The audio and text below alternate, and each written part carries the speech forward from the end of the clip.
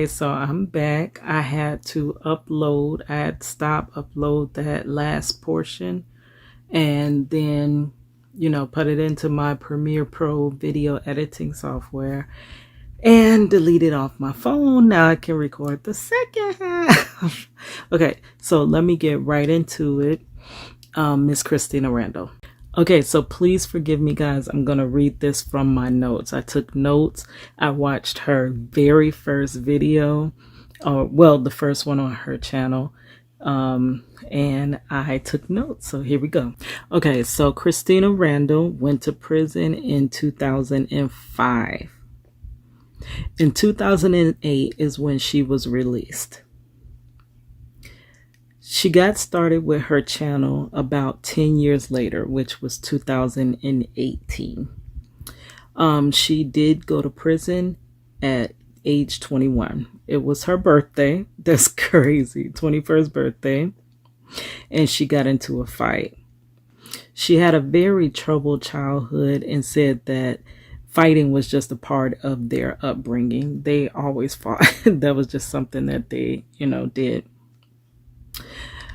12 or 13 is actually the first time she went to jail, so it started young. It started with the troubled childhood and then went into fighting and then went into, going to jail. She said that she got locked up so many times that when she did go to jail that time on her birthday for fighting, that the judge was like over it and kind of gave her way more time than she thought that she was going to get. Okay, so she got 3 years and she really thought that she was going to get like a year or something like that. So the first 17 months of her incarceration, she said that she basically was still doing the same thing. That everything that you can find on the street, you can find behind them bars, and everything that you could think of was going on. And she said she just stayed into, whatever she was doing and whatever everybody else was doing at that time. But that's why she goes back to the point that she was glad in the end that she did get the 3 years, because had she only got that 1 year, she would have gotten out of prison and went right back to the same thing that she was already doing. So by her having a change within that 17 months is what made a different person. And in the video, she says that she went in one person and she came out a totally different person. And she says it's because of one reason. She got saved while she was in prison.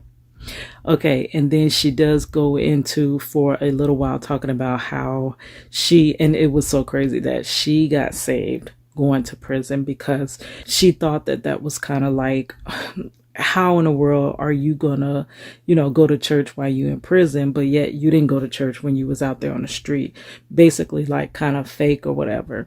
But there's a different video I did watch. I would have to watch it again to refresh my memory, but I do recall that she went to this thing that it was this group that would come to the prison and minister to the people that are incarcerated. Okay, and she said the reason for going to it was because they would provide food, and it was outside food. It was not the prison food or whatever like that. So everybody would do this program just so they can eat. And that's crazy. But yeah, and she refers to the food in prison being slop. Everybody, even Marchello, I'm gonna tell you, he does not like to go and eat down when they call chow, unless he really just does not have no money on the books. There are certain days when he says there are foods that's a little bit decent that he can go for, but other than that, he just doesn't even bother. It's just the commissary food.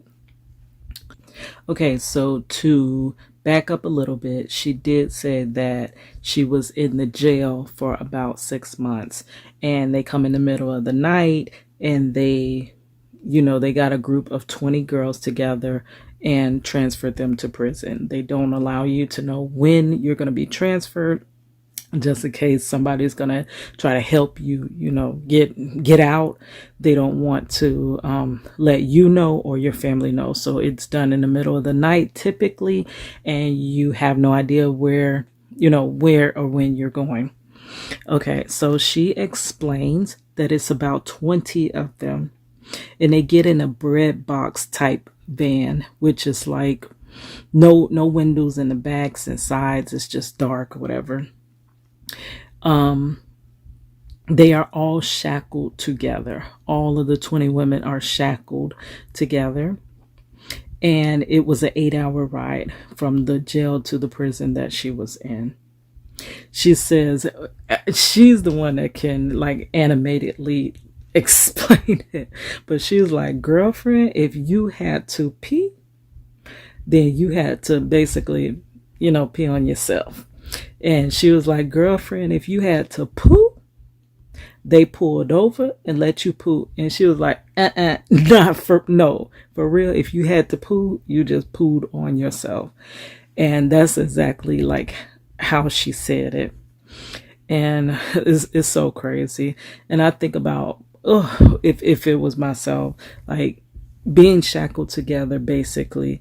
And I have all these different, like, I don't have good circulation. So I can imagine that a lot of the women that were there, like, they are probably all ages. Like, I'm sure these ailments, they may have some of them as well. Like, how would I feel just shackled? My hands would feel numb. You're using the, facilities on yourself. Like, this is crazy. And it's 20 of y'all. So all 20 of y'all are doing the same thing. Can you imagine? She does go into explaining the intake process, which is very like, degrading. One of the most embarrassing things you're going to go through, having to, spread them and cough and squat and all this other random stuff, which I do have a story about when I was actually strip searched and humiliated just to see my husband. The visitors, the family of the prisoners go through the same thing. I will put that in the description box. It was the most humiliating thing, and I basically told Marchello, I don't think I can ever visit you again if this is how I have to be degraded. She then goes into explaining like going into the room after you've been through your intake process and you're in this big, huge, they call it open bay dorm, bunk beds everywhere. And everybody is a whole bunch of people. The biggest point is that it's hot. It's hot. And y'all know I just did that hot box challenge. I will put that in the description box as well. Florida does not have AC in the prisons, and no, AC is not a luxury. That is a basic human necessity. Do you know the sweltering heat here in Florida? And you basically going into a block facility, a cedar block facility, where cedar block holds in heat and it holds in cold. So please check that out, that hot box challenge, where we were asking people, the senators, the commissioners that are making these rules and don't think that AC is you shouldn't get AC, that's a luxury. We were asking them to do just 3 minutes in a Florida DOC sale simulator and see if they can handle it. And a lot of them that opened their mind, like, hey, this is inhumane. She talked about the shower situation where you shower with shower shoes, because the water is nasty, standing water that all the other women have bathed and showered, and all their like stuff is just still in that standing water, and you have to step foot in that water and shower. Oh my goodness. She mentioned that the recidivism rate, 86%. And the basic reason, like the majority of the reason that the women were there was because of substances and DUIs, like a one split moment decision. And that just lets you know that people seem to think that there are so many steps between people in prison, the scum, and people on the outside, the good people. No, baby, it's one decision, one mistake, or one wrong eyewitness that can end you up in prison and change your life forever, or at least for 40 years, like Marchello.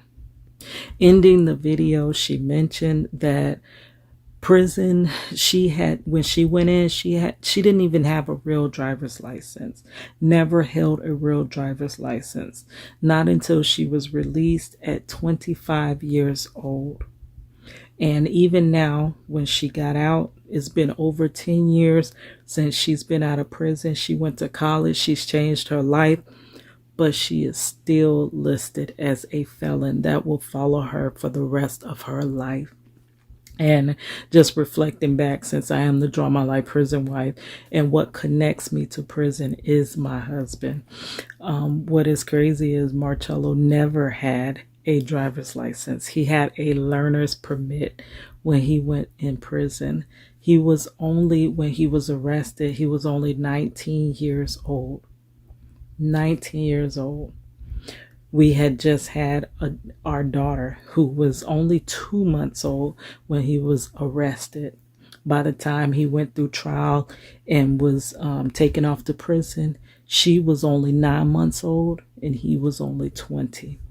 And now he's 40 and she's 21. About to be 21. Not 21 yet. She's 20 and 2 months away from having our first grandchild. So basically, Marchello missed our daughter's whole life for something he didn't do. Won't nobody listen to him nor me. Don't nobody care.